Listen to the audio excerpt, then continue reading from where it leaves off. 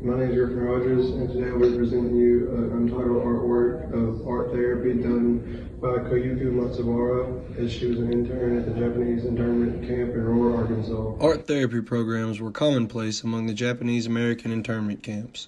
Most of the inmates had great lives on the coast that they were just uprooted from and driven to the internment camps. Art therapy has been used as a treatment for trauma resulting from war, natural disaster, community tensions, family crisis, and displaced persons.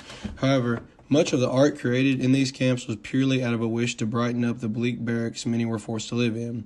While it was almost always illegal to alter the buildings, this did not stop the Japanese Americans from creating art out of whatever material they could find in an attempt to make their sleeping quarters more attractive. The resilient and creative spirit of these people are what led to beautiful works of art like this piece we discussed today by Matsubara. Koyuki was a young girl when she made this piece. She most likely had no professional art training up to this point and was just doing this out of pure joy. The piece itself is largely made of clay and wood, with the backdrop being a simple, large piece of cardboard. The internment camp detainees were forced to become versatile in their means of production used to create art. Three-dimensional qualities of the clay help give this piece a more realistic feel. The layering allows for the woman to be seen closer than the fence, which is seen closer than the lantern, which could arguably be closer than the tree. Matsubara even added details to depict a traditional ornate Japanese fence. Perhaps this depiction of the traditional Japanese fence and traditional Japanese woman made her feel closer to a home and perhaps a happier place than she currently sat in the internment camp. The tree is in bloom with real flowers that Matsubara attached to her clay base with actual wooden branches. The now dead blossoms still hold some of their original beauty, but I would argue add more to the piece now that they are withered. Now we will view the art through a psychoanalytical lens. Through Matsubara's use of clay, she was in complete control of her art's fate.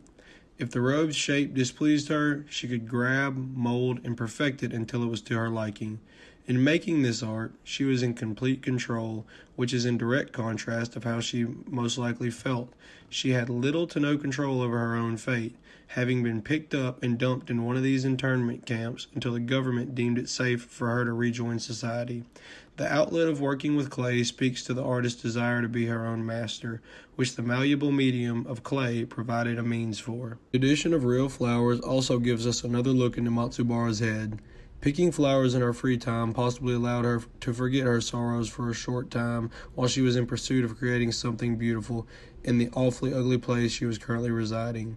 The traditional Japanese woman in her kimono is the focal point of this piece. I believe that the woman looking off in the distance, beyond the fence, is a direct representation of how our artist felt while she was behind the fences of the internment camp, longing to be in a prettier place, possibly back to her old life.